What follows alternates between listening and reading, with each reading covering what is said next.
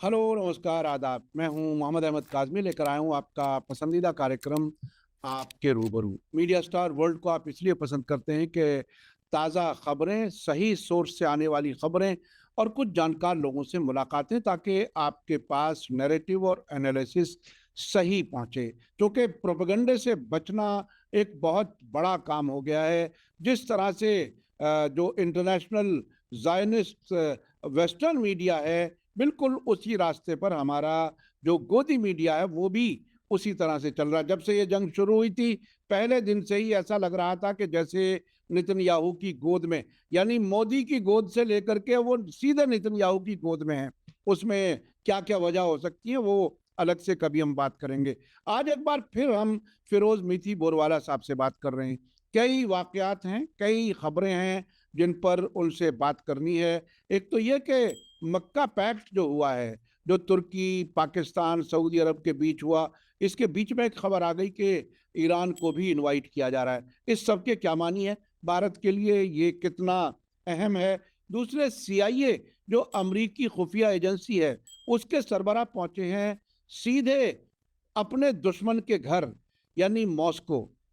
कमाल ये है कि रूस के खिलाफ जंग में यूक्रेन की मदद करेंगे और जब कहीं जरूरत पड़ेगी तो सीधे मॉस्को में पहुंच जाएंगे। ये है अमेरिका का अपना किरदार। और ट्रंप जो कुछ दावे कर रहे हैं, हॉर्मुज खुला हुआ है, लेकिन साथ साथ खबरें आ रही हैं कि साहब 24 घंटे में 5 जहाज गुजरे हैं। जाहिर है जो गुजरे हैं वो ईरान के परमिशन से गुजरे हैं। ट्रंप और नेतन्याहू के बेटों को भी खतरे की खबरें आ रही हैं कि ईरान उन्हें मार सकता है। उस सब का क्या मकसद हो सकता है, सब पर हम बात करेंगे। आखिर तक जरूर जुड़े रहिएगा। फिरोज मीठी बोरवाला साहब बहुत तैयारी से, बहुत ही गहराई से अमरीकी सियासत को जानते हैं, वेस्ट एशिया को जानते हैं। फिरोज मीठी बोरवाला साहब, वेलकम है आपका। मीडिया स्टार वर्ल्ड को आप वक्त दे देते हैं, उसके लिए बहुत बहुत शुक्रिया। क्या देख रहे हैं, क्या हो रहा है, किस तरफ दुनिया बढ़ रही है? क्या इसी इलाके से, वेस्ट एशिया से ही पूरी दुनिया में तब्दीली आएगी? क्या लगता है आपको? नहीं, डेफिनेटली एक्चुअली वेस्ट एशिया वो दुनिया का इलाका है जहाँ अमेरिकी प्रेजेंस, इसराइल का प्रेजेंस, ये इलाके का कॉलोनाइजेशन, साम्राज्यवादी ताकतों का जो होल्ड है, कॉरपोरेट ऑयल कंपनीज, ये सबका जो बड़ा होल्ड था, ये अभी टूट रहा है। तो पॉइंटिस के इसी कॉन्टेक्स्ट में हम लोग देखते हैं कि एक मेका पैक्ट बनता है और उसकी दुनिया में चर्चा है, भारत में भी चर्चा है। क्यों? और भारत में प्रॉब्लम इतना ही है कि उसको एक खतरा करके ही एक आध प्रवीण सोनी को छोड़ दीजिए, मगर वो खतरा करके ही उसको समझने की कोशिश कर रहे हैं। मगर इसी वक्त पे ये क्यों बरकरार रहता है वो तो बात करें। देखिए, मेका पैक्ट जो है वो एक वेस्ट एशिया का डिफेंस पैक्ट बनेगा। और मैं तो ये मानता हूँ कि ये बनना चाहिए था फिलिस्तीन का पूरा जब कब्जा हुआ 1948 में, तभी अरब कंट्रीज और वो रीजन में जितने भी कंट्रीज उनको साथ में आना चाहिए था। अभी इत्तेफाक की बात है कि ज़्यादा करके मुस्लिम कंट्रीज है, तो ये मेका पैक्ट क्या है, इस्लामिक नेटो या वगैरह वगैरह करके बात हो जा रही है, मगर ये वो एक रीजन की बात है। और तो ये कब उभर कर आया है? ये उभर कर आया है पोस्ट 7 अक्टूबर 2023, जब गाजा का नरसंहार हुआ है, और खास करके जब ईरान ने अमेरिका को हरा दिया है। हम्म। क्योंकि ये मुल्क के इलाके के कंट्री समझ गए कि ईरान ने अमेरिका को हरा दिया, नंबर वन, और अमेरिका हमको प्रोटेक्ट नहीं कर सकता। तो प्रोटेक्ट कौन करेगा? हमको आपस में कोई प्रोटेक्शन का रास्ता देखना पड़ेगा। और उसी के बीच में हम देखते हैं कि पाकिस्तान का सऊदी के साथ, पाकिस्तान का कुवैत के साथ, कतर के साथ, ये सबके साथ उनके सिक्योरिटी पैक्स हो रहे थे। और उसके बाद हम लोग देखते हैं कि सऊदी, तुर्की और पाकिस्तान का डिफेंस पैक्ट होता है, जिसको मेका पैक्ट बोला है। ओके। उसमें ये बात आती है कि अभी ये पैक्ट अभी तक ये था कि एक दूसरे की मदद करेंगे, मगर सऊदी और यमन की वॉर में कोई पाकिस्तान और तुर्की उसको मदद करने के लिए आ नहीं रहा है। इसराइल और तुर्की के टेंशन है, तो कोई पाकिस्तान और सऊदी सीरिया नहीं जा रहे तुर्की को मदद करने के लिए। तो भाई ये पैक्ट क्या है? ओके। इसलिए जब ईरान को, क्योंकि इसमें एक ही समझदार कंट्री है जिसमें हिम्मत है, वो ईरान है। तो अभी जब पाकिस्तान का एक डेलीगेशन गया है ईरान ये पैक्ट की बात करने के लिए, तो ईरान बहुत सारे डिटेल में जाने वाला है। तो ये हंसी मजाक वाला पैक्ट नहीं होगा। ठीक है, अभी तक तो कुछ मतलब मैं वही तो बोल रहा हूँ ना कि अंसारुल्लाह और सऊदी की वॉर चल रही है। तो कौन है पाकिस्तान और तुर्की अंसारुल्लाह के साथ लड़ने वाले वो लोग? हम्म। तो इसका मतलब है कि ये पैक्ट जरूरी है, मैं मानता हूँ वो इवॉल्व होगा। मगर अभी बहुत ही कंफ्यूज किस्म का पैक्ट है। ओके, और ये पैक्ट बनेगा जब ईरान तय करेगा कि यस, ये एक डिफेंस पैक्ट यहाँ बनना चाहिए। मगर ये डिफेंस पैक्ट का मतलब ये होगा कि अमेरिकन बेसेस से इलाके से हटेंगे। नंबर 2, सऊदी और यमन का सॉल्यूशन लाना होगा। ये जो इंटरनेशनली रिकग्नाइज गवर्नमेंट, उसका कोई मतलब नहीं है यमन में, क्योंकि 80% यमन की आबादी रहती है अंसारुल्लाह के सरकार के टेरिटरी में। और जो 2/3 यमन की आर्मी थी वो तो अंसारुल्लाह के साथ जुड़ी है। वो जो सरकार बनी है सो कॉल्ड रियाद में जो बैठी है, उसके साथ कोई है नहीं। ठीक है, तो आपको एक पैक्ट बनाना होगा, तो सऊदी और यमन की जो सरकार है उसको सऊदी को रिकग्नाइज करना होगा, क्योंकि वो एक ही एक्चुअल कंट्री है पूरे अरब वर्ल्ड में, जो एक सरकार है जो अमेरिका और इसराइल के सामने खड़ी है, और कोई सरकार नहीं। मैं अरब वर्ल्ड की बात कर रहा हूँ, ईरान की बात नहीं कर रहा हूँ। ठीक है, तो ईरान एक जगह पे है और अंसारुल्लाह की जो ये सरकार है। दो सरकारें हैं जो अमेरिका इसराइल के खिलाफ खड़े हैं, और जिनके बुनियाद पे ये इलाका आज़ाद होते जा रहा है। फिर आता है इजिप्ट, इंपॉर्टेंट प्लेयर है इजिप्ट। 100 मिलियन के कंट्री है, उनके पास पावरफुल आर्मी है, तो वो क्यों नहीं आ रहा है? तो उनका प्रॉब्लम ये है कि कैंप डेविड ट्रीटी उनकी जो 1980 के आसपास साइन हुई थी, तो वो तो इसराइल के साथ उनका एक पैक्ट है। दूसरा है कि ऐसा नहीं कि इजिप्ट इस्लामिक नेटो के में नहीं आता। जब सऊदी ने एक so called Islamic NATO 34 countries का बनाया था यमन पे हमला करने के लिए 2015 में, वो टाइम पे आया था, मगर इस बार इजिप्ट नहीं आ रहा है। तो क्या कारण है वो क्लियर नहीं है। ओके, मगर इजिप्ट का भी आना बहुत ही ज़रूरी है, जिसका मतलब है कि वो इसराइल से दूर होगा, अमेरिका से दूर होगा। ओके, फिर बात आती है इराक की, क्योंकि इराक एक बहुत इंपॉर्टेंट अरब कंट्री है। मगर इराक का प्रॉब्लम ये है कि अमेरिका का अभी भी जो फाइनेंशियल कंट्रोल्स है, उसका जितना तेल बिकता है हम जानते हैं कि वो अमेरिका के बैंकों में जाता है, उसके बाद आता है। मगर इराक की जो पीपल्स मिलिशियाज है, इराक की जो आर्मी है, आई थिंक वो क्लियर है। पॉलिटिकल प्रॉब्लम है, मगर वो रिजॉल्व होगा, क्योंकि जैसे जैसे अमेरिका के ट्रूप्स इस इलाके से निकलते जाएंगे, 30 सितंबर का अगला डेडलाइन है। तो वो देखता है। तो Iran, Iraq, Egypt, Yemen, Saudi, तुर्की और पाकिस्तान, ये 6-7 जो बड़े प्लेयर्स हैं, एक बार वो आ गए और मान लो कि अल्जीरिया, टूनिशिया भी जुड़ा हुआ है, तो ये अंतर बढ़ते जाएगा। पॉइंट है कि मैं मीना जो यहाँ एक मिनट मिडल ईस्ट आपको रोक रहा हूँ, जी या मैं आपको एक मिनट रोक रहा हूँ। अभी ताजा खबर जी ये आ रही है वॉशिंगटन से, White House present Saudi nuke deal to hmm Congress but insist Riyadh recognise Israel. Trump ने कांग्रेस को सऊदी अरब के साथ न्यूक्लियर डील अप्रूवल के लिए भेज दी है, लेकिन साथ में राइडर है कि उसको इजराइल से ताल्लुकात नॉर्मल करने होंगे। तो क्या सऊदी हम्म अरब ही मक्का पैक्ट भी कराएगा और सऊदी अरब ही उसको स्पॉइल भी करेगा अमेरिका के साथ न्यूक्लियर डील करने के लिए? वो क्या है, वो भी साथ साथ मुझे लगता है कि ये स्पॉइलर लग रहा है। क्या आप क्या देख रहे हैं? नहीं, देखियो, अमेरिका की कोशिश होगी, जैसे ब्रिक्स को वीक करने की बात है, ये जो मक्का पैक्ट इवॉल्व हो रहा है उसको भी तोड़ने की बात होगी। भी सऊदी इसमें, ये बहुत मतलब सेंट्रल प्लेयर तो सऊदी है इसमें, जिसके इर्द गिर्द ये सब खड़ा हो रहा है। तो सऊदी को भी ये दे दिया है कि भाई, पहले तो उन्होंने न्यूक्लियर ले दे दी थी, बाद में इसराइल का प्रेशर है कि भाई ये तुम क्या कर रहे हो, मगर इब्राहिम अकॉर्ड में आना होगा। तो सऊदी ने तो क्लियर कर बोला कि जब तक पैलेस्टीन स्टेट नहीं बनता, कोई इब्राहिम पैक्ट अभी होने वाला नहीं है। ठीक है, और दूसरी साइड पे देखो कि ट्रम्प बोल रहा है कि ईरान को न्यूक्लियर एनरिचमेंट का अधिकार नहीं है, और यहाँ तुम सऊदी को न्यूक्लियर प्लान दे रहे हो जिसमें वो न्यूक्लियर एनरिचमेंट करेगा, और यहाँ तो हार्डकोर किस्म के लोग हैं, उनके बाद न्यूक्लियर बम आ गया तो पता नहीं क्या होगा। या इसे अलकायदा वाली टाइप के माइंडसेट के लोग हैं, वहाबी माइंडसेट के लोग हैं। ठीक है ना? तो ट्रम्प कर क्या रहा है? बेवकूफ़ी की बातें चल रही है। मगर मुझे लग रहा है कि आई थिंक जो अभी रोल तुर्की, पाकिस्तान, सऊदी का बनते जा रहा है, और सऊदी पे बहुत प्रेशर है अभी कि वो ऐसे कोई इब्राहिम अकॉर्ड में ना जाए। तो ट्रंप ने डाल तो दिया है, मगर I hope better sense previous. मुझे नहीं लग रहा है कि सऊदी इसमें जाएगा, मगर ट्रंप ने और इजरायली लॉबी ने एक फांसा फेंका है ताकि इसराइल सऊदी इस मेका अकॉर्ड से निकल जाए। दूसरी बात आती है भारत को लेकर, कि भारत में भी दो लाइन चल रही है। एक तो है कि ये मेका अकॉर्ड एक खतरा है भारत के लिए, ठीक है, और ये एक सुन्नी ब्लॉक तैयार हो रहा है। और जैसे जीडी बख्शी ने तो बोल दिया कि तुर्की के शिप्स यहाँ आएंगे तो हम लोग तो उनको उड़ा देंगे। फिर जीडी बख्शी ये भी बोल रहे कि ये सुन्नी ब्लॉक है, हमको इसराइल को समझाना पड़ेगा कि ईरान हमारा दोस्त है। मतलब कौन ज़्यादा इंपॉर्टेंट है, ईरान या इसराइल? अभी आपको तय करना पड़ेगा। ठीक है, तो मेरा मानना है कि Iran is going to play a role in the Mecca bloc, मगर वो स्टोरी चलेगा क्योंकि यहाँ बहुत सारे मुल्कों के मूर्ख लोग हैं जो अमेरिका के दायरे में ऑपरेट करते रहे। तो ईरान बहुत सोच समझ कर इसको बनाएगा, और ईरान से ही बनने वाला है, सऊदी से नहीं बनेगा, ना तुर्की से बनने वाला है, ना पाकिस्तान से बनने वाला है। अगर वेस्ट एशिया में एक डिफेंस एग्रीमेंट बनती है, एक डिफेंस ब्लॉक उभर कर आता है, तो वो ईरान के इर्द गिर्द ही उभर कर आएगा, क्योंकि उसी में हिम्मत है, उसी ने रास्ता बताया है ये पूरे रीजन को, तो वही होना है। ओके। दूसरी जो बात है कि आई थिंक इंडिया को ज़्यादा चिंता करने की बात नहीं है इस पे। मैं प्रवीण सानी को बहुत सुन रहा हूँ, और सबसे इम्पोर्टेंट मिलिट्री इंटेलेक्चुअल वही हमारे देश में है। दुनिया में भी आज 3-4 जो नाम गिने जाते हैं वो प्रवीण सानी का है। प्रवीण सानी का मामला बहुत क्लियर है।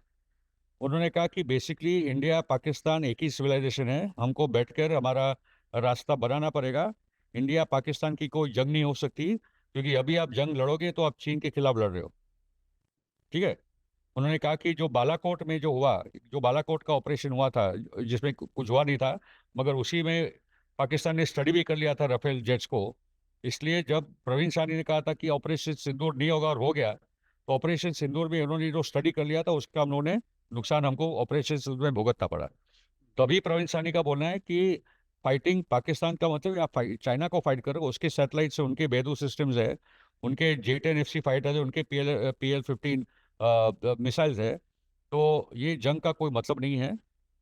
मोदी जी की जो कम्युनल पॉलिटिक्स है, जिसमें भारत पाकिस्तान के टेंशंस को बना के रखो, ये उसका जो इंटरनल पॉलिटिक्स है वो भी अभी खत्म होते जा रहा है। It's not going to work out any more. ठीक है।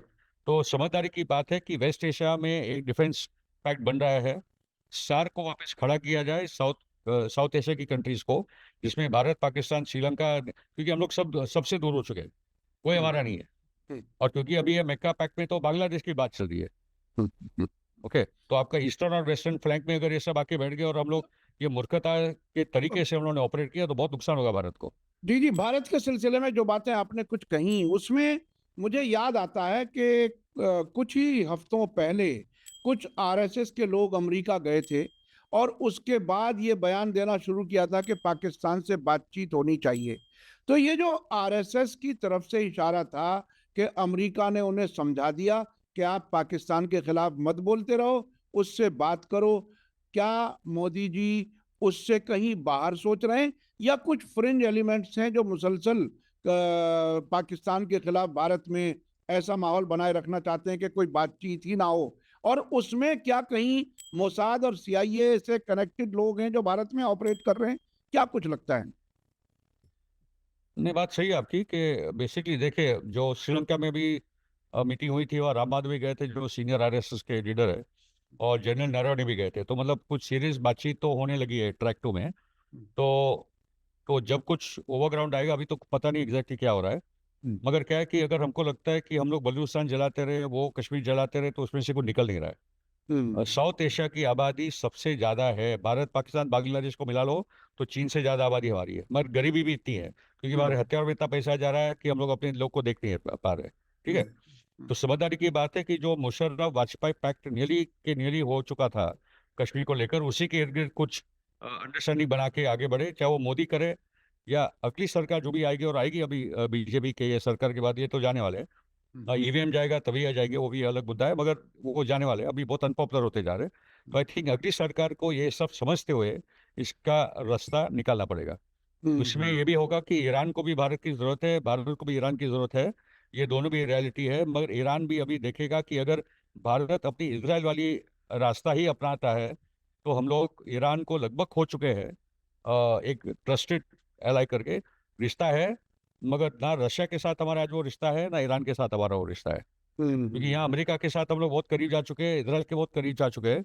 तो हमारा ग्लोबल साउथ में हमको कोई ट्रस्ट करता नहीं। जो यूनाइटेड अरब एमिरेट्स के हालचाल है, यही आज भारत की इमेज बनते जा रहा है। इजराइल एक आइसोलेटेड कंट्री है, उसी दिशा में हमको मोदी जी ने ढकेल दिया है। यानी अमेरिका और इजराइल के चक्कर में हमने रूस को भी खो दिया और एक तरह से ईरान को भी खो दिया, हम पर भरोसा किसी को नहीं रहा। अच्छा, मैं अब थोड़ा सा और आगे चलना चाहता हूँ। वेस्ट एशिया में बहुत सी तब्दीलियां हो रही हैं, बहुत सी खबरें, और सब पर नजर रखना अपने आप में एक मुश्किल काम है, लेकिन हमारी पूरी कोशिश रहती है।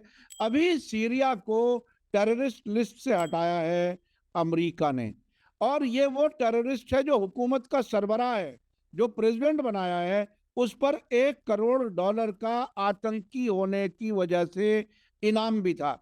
ये क्या हो रहा है, ये क्या कुछ हो रहा है यहाँ, क्या सीरिया में क्या तैयारी है?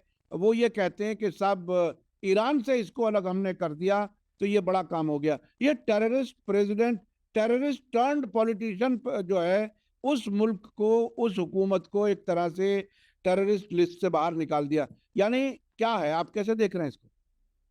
नहीं, इसी में ये बात आती है ना, आतंकवाद आतंकवाद, हम लोग ग्लोबल टेरर के खिलाफ है, आतंकवाद के खिलाफ है। ये ढकोसला 25 साल से चल रहा है, पोस्ट 9/11 वर्ल्ड। हम लोग आतंकवाद के खिलाफ दुनिया में पूरी लड़ाई लड़ेंगे। भाई, आपने आईसिस के अल बगदादी के दोस्त को आपने सीरिया में बैठा दिया है।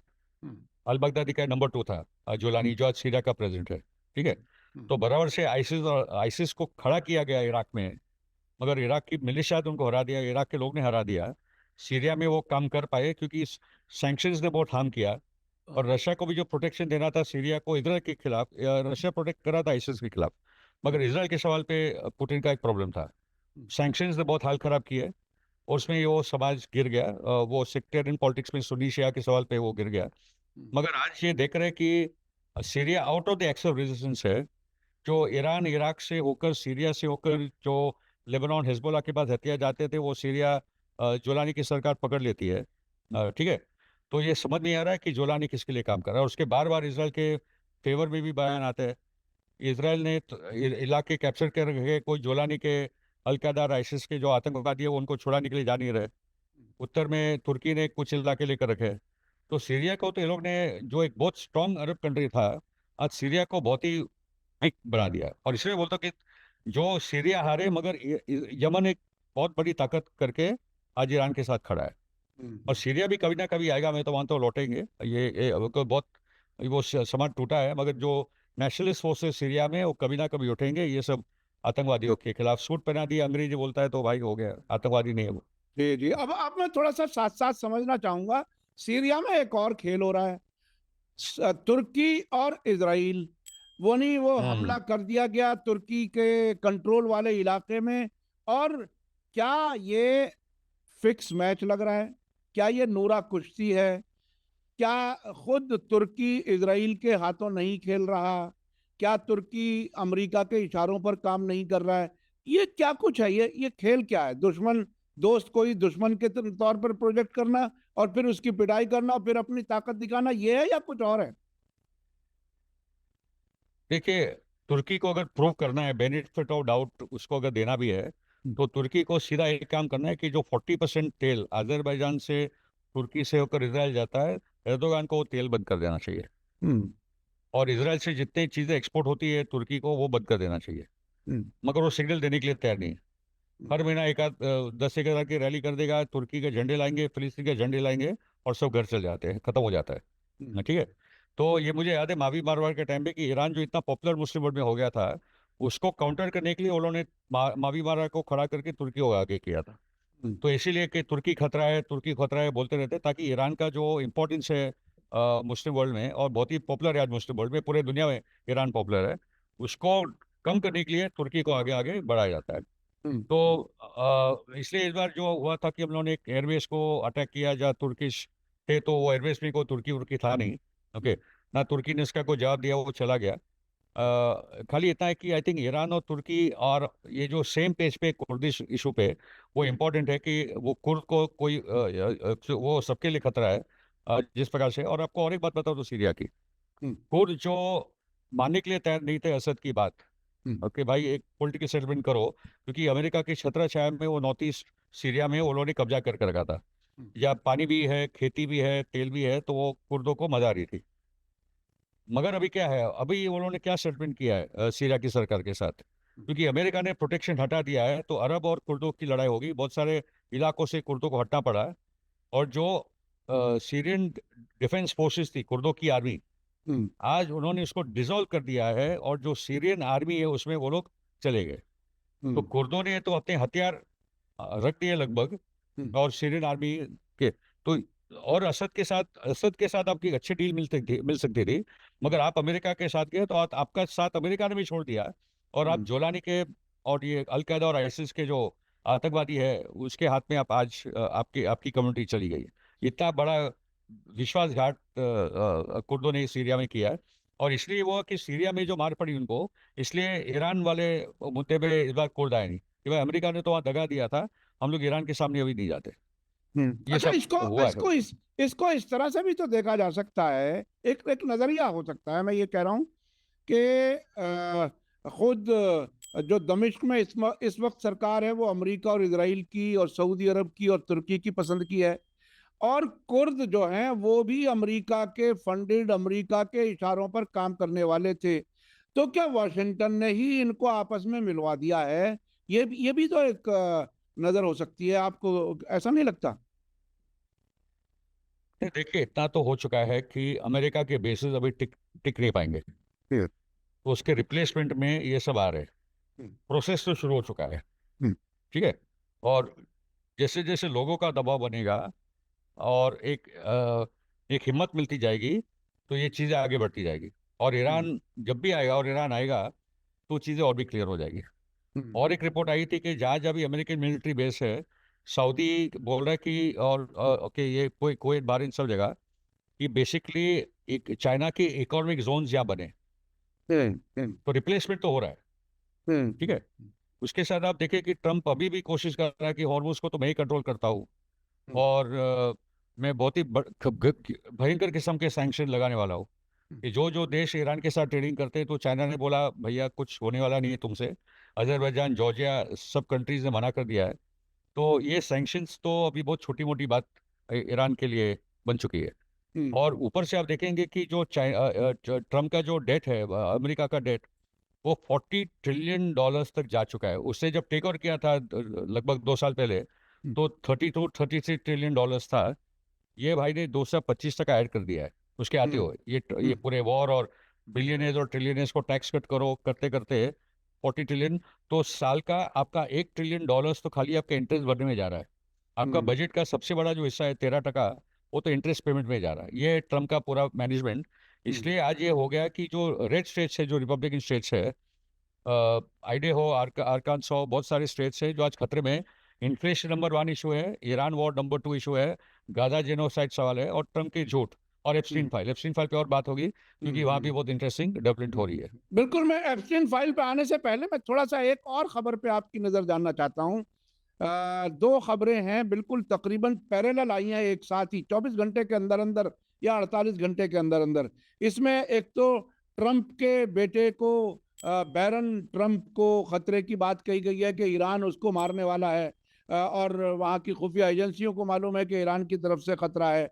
उधर नेतन्याहू का बेटा यायर, जो अपने बाप का नाम अपने नाम से अलग कर चुका है, सरनेम ही बदल चुका है अपनी पहचान बदलने के लिए, उसके लिए भी ईरान की तरफ से खतरे की खबर आई। इन दोनों खबरों को आप कैसे देख रहे हैं? मजाक है, मजाक, हम्म, कुछ है नहीं उसमें। हम्म, सिंपैथी फैक्टर बनाने की कोशिश चल रही है दोनों दोनों बापों को। हम्म, नेतन्याहू का तो क्लियर रिजल्ट आ रहा है, जो इजराइल के इलेक्शन है 27 अक्टूबर को, कि 120 में से उसको लगभग 50 सीट मिल रही है। और जो गैबी आइसेनकॉट वाला जो अपोजिशन पार्टी है, उनको 60 सीट मिल जाएंगी। इतना हो गया तो हम्म, उनकी सरकार बनेगी। हम्म, वैसे गैबी आइसेनकॉट ने भी बयान दिया कि मेरे वॉच पे कोई पैलेस्टीन स्टेट बनने वाला नहीं है। अभी ये सब बोल रहा है, इलेक्शन के बाद जब जीत कर आएगा तो एक नया, क्योंकि तब तक मिड टर्म में भी ये लोग हार गए होंगे, ट्रम्प की सरकार। तो डेमोक्रेट्स की तरफ से भी प्रेशर आने वाला है, ये इसराइल के अंदर, कि इसका तो कोई ना कोई सोल्यूशन निकालो, क्योंकि डेमोक्रेटिक बेस अभी बहुत ही एंटी इसराइल बन चुका है। हम्म, तो पॉइंट इज के, मगर उससे जो बड़ा खतरा है, कि जो मैं बार बार बोल रहा हूँ, कि सितंबर अक्टूबर के महीने में ट्रम्प पे कोई हमला, नेतन्याहू पे कोई हमला, पूरा फॉल्स फ्लैग जो कोई ना कुछ प्लान होगा, खास करके वो अमेरिका में ही होगा, ताकि ट्रम्प पे प्रेशर डाला जाए कुछ बड़ा कदम ईरान के खिलाफ उठाने के लिए। जैसे चालिको को मार डाला था, वैसे ट्रम्प को भी ये लोग मार सकते हैं, मोसाद मार सकती है, क्योंकि ट्रम्प अभी नेतन्याहू का काम कर नहीं पा रहा है, क्योंकि अमेरिकन आर्मी में बगावत हो चुकी है। हम्म, अमेरिकन आर्मी में बगावत हो चुकी है, वो इसराइल के लिए मरने के लिए तैयार नहीं। वो क्लियर कर बोल रहे हैं, ईरान वॉर हमारे लिए नहीं भाई, इसराइल के लिए। हम लोग क्यों इसराइल के लिए मरे? हम्म, और जो अपना इब्राहिम लिंकन का हाल देखा था, कि वो लोग डॉक ही नहीं कर पा रहे थे, क्योंकि ये पूरे इलाके में नेवल बेस उनके उड़ गए थे उनके पास। तो 250 दिन बेचारा नेवी इब्राहिम लिंकन घूम रहा है, खाने पीने के वांदे हो गए थे। तो ये बहुत ही गलत रिपोर्ट गई। और एक बहुत इंपॉर्टेंट रिपोर्ट आई है कि 770 अमेरिकन सोल्जर्स मरे या घायल हुए।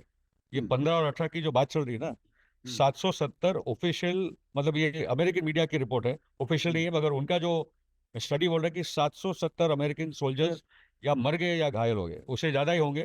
मतलब जॉर्ज गैली में तो 1000 से ऊपर की बात करी, क्योंकि इतने बड़े पैमाने पे बेसिस पे हमले हुए हैं। क्या ये 15-18 की बात थी? ओके, तो ये बहुत ही बड़ा क्राइसिस फेज है ये पूरे अमेरिका के अंदर। जी। अच्छा, एप्स्टीन फाइल पर क्या कुछ नहीं, बहुत बहुत फिर से डिस्कस हो रहा है। बीच में तो ऐसा लग रहा था कि दबा दिया गया, उस पर अब कोई चर्चा ही नहीं हो रही है। अब ये इलेक्शन दोनों मुल्कों में, दोनों जगह है, इजराइल में भी और अमेरिका में भी। ये एप्स्टीन फाइल क्या क्या नज़ारे दिखाएगी हमें, दुनिया को? क्या कुछ होने वाला, क्या नया मोड़ क्या है उसमें? हुआ ऐसा है कि एक फेडरल जज है, फेडरल मतलब नेशनल लेवल का जज है, उसने कहा कि जो ये पूरा एप्स्टीन फाइल है, अभी ये बाहर आनी चाहिए, पूरे के पूरे फाइल को पब्लिक में आना चाहिए। ओके, मगर जो टॉड ब्लांच है, जो नया जो डीओजे अटॉर्नी जनरल जो है, वो बोल रहा है कि कोई ऐसी क्राइम्स हुई नहीं है, नहीं तो हम लोग क्यों दबाते। ठीक है, मतलब जो चाइल्ड सेक्सुअल अब्यूज में जो ऐसे लोग लगे हैं, अगर हमको पता होता तो हम लोग करते। ओके, अभी सबको पता है कौन है जो विक्टिम्स है, जो 13-14 साल की तब वो लड़कियां थी, आज भी बोल रहे कि कौन कौन है, मगर वो किसी को पकड़ने के लिए तैयार नहीं है। ओके, इसी के कारण वेनेजुएला, इसी के कारण पूरा ईरान वॉर हुआ, उसी ब्लैकमेल में नेतन्याहू ने ट्रम्प को ढकेला ये पूरे पूरे वॉर में। ये है एप्स्टीन फाइल की बात। मगर एप्स्टीन फाइल की बात में और भी कुछ पॉइंट्स सामने आ रहे हैं। एक है कि थॉमस मैसी का बोलना है कि जो पहला एप्स्टीन फाइल का पहला जो मेंबर था, वो लेक्स वेक्सलर था। वो एक जोइश बहुत बड़ा फैशन डिजाइनर है, लेक्स वेक्सलर, जो एप्स्टीन का पहला क्लाइंट था, और वो पहला था जो चाइल्ड ट्रैफिकिंग केस में ये बात आई है। उसके साथ हम लोग ये भी देखते हैं कि अ, अमेरिका के अंदर की जो पॉलिटिक्स है, जो मिशिगन में अपना अब्दुल अल सईद जीते थे, क्योंकि मिशिगन भी एक बहुत ही इंपॉर्टेंट सीट रहेगी, डेमोक्रेट्स का जीतना बहुत आवश्यक है वो सीट, ताकि वो मेजोरिटी मिले।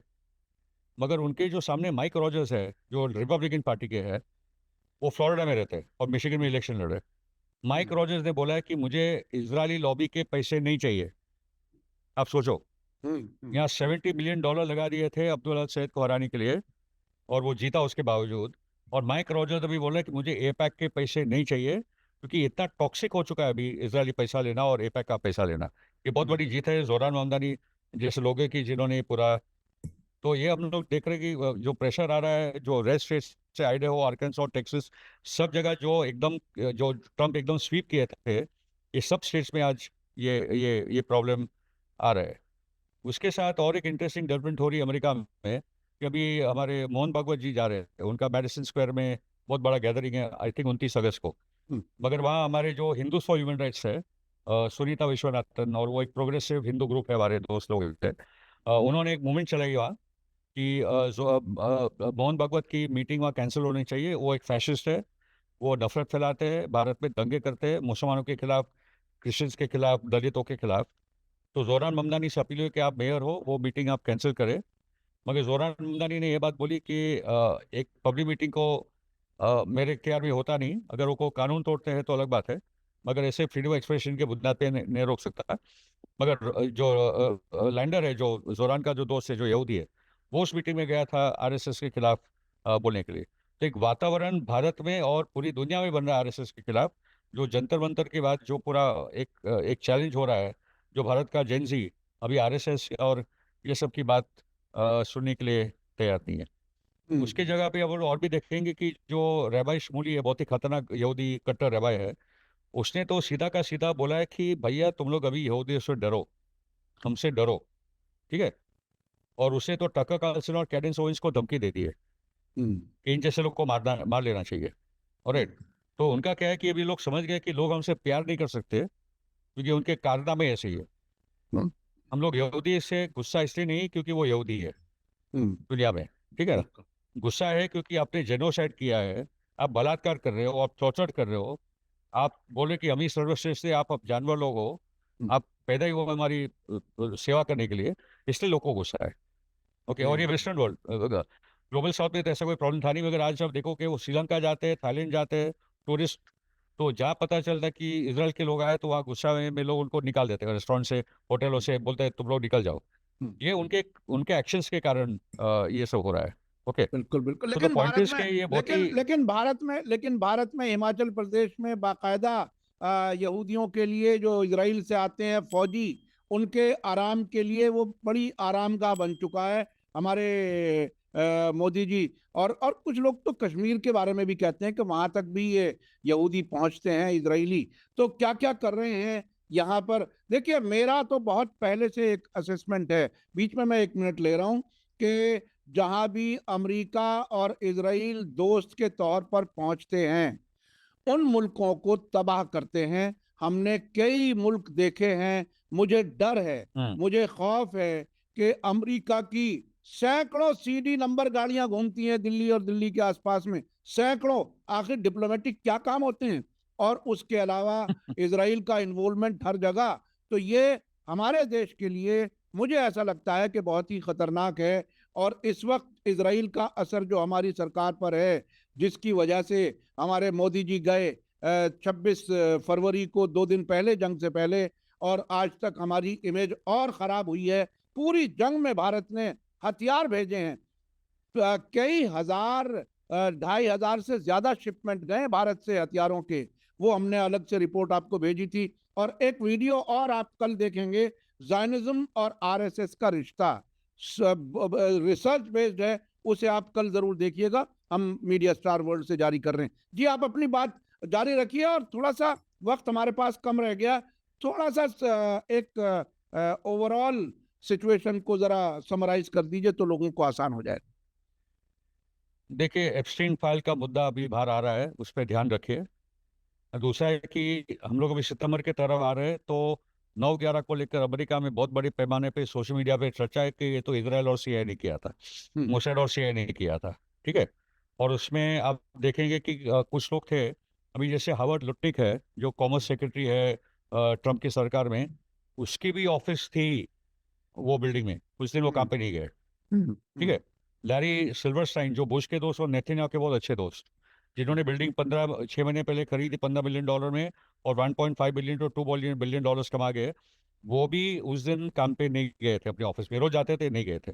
ओके, और एहूद बराक जो प्राइम मिनिस्टर थे, ये सब कनेक्टेड है एप्स्टीन फाइल के साथ। नेतन्याहू ने तो बोल ही दिया था 9/11 के बाद कि ये जो भी हुआ बहुत अच्छा हुआ, अभी इनको समझ में आएगा अमेरिका के लोगों को। ठीक है, सो ये एप्स्टीन फाइल के भी साथ भी कनेक्टेड है, और ये 9/11 के साथ भी कनेक्टेड है, ये मैं बोलने की कोशिश कर रहा हूँ।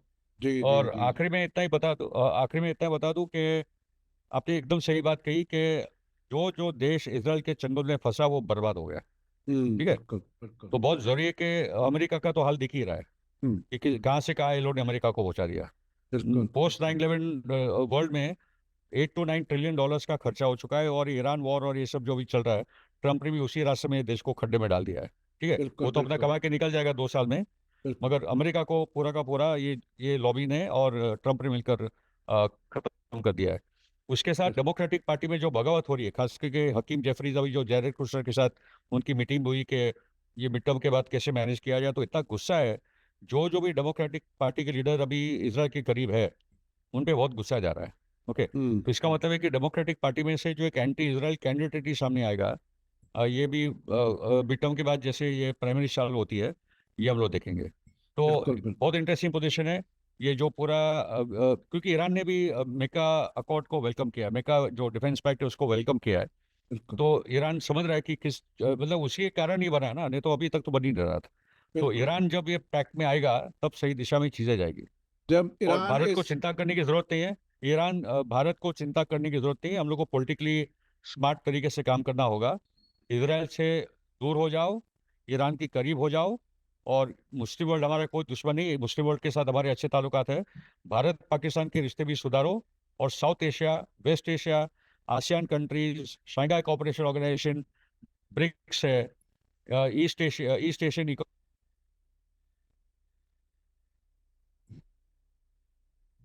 इकोनॉमिक यूनियन जो फोर्सेस साथ पे आ जाए, एक ही तरफ खड़ा हो जाएगा। अफ्रीकन यूनियन भी आ जाएगा, साउथ एशियन कंट्रीज आ जाएंगे, मगर अभी एशिया को मिलकर खड़ा होना चाहिए। इसलिए वेस्ट एशिया, साउथ एशिया, ये सब को आना बहुत जरूरी है। बिल्कुल, बहुत ही ख़ास आपने जो नतीजा निकाला वो बहुत अहम है कि भारत को डरने की ज़रूरत नहीं है।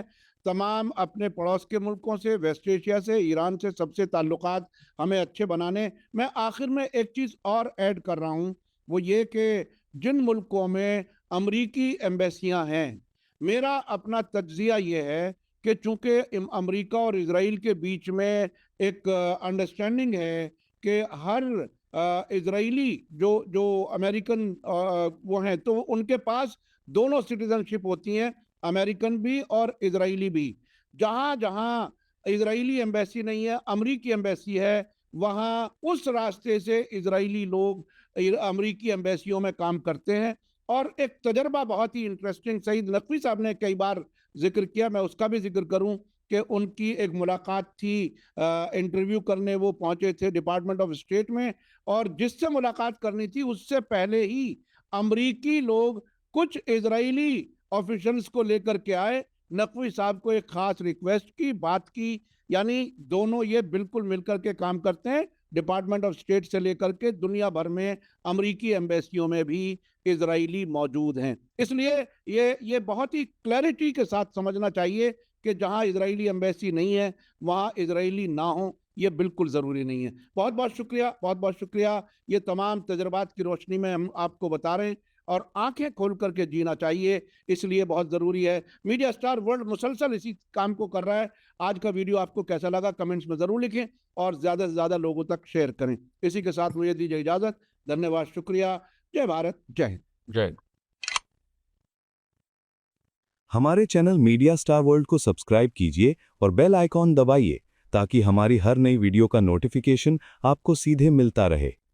अगर आपको हमारी खबरें पसंद आती हैं तो उन्हें अपने व्हाट्सएप, इंस्टाग्राम, फेसबुक और ट्विटर अकाउंट्स पर शेयर करना ना भूलिए ताकि और लोग भी हकीकत से वाकिफ हो सकें।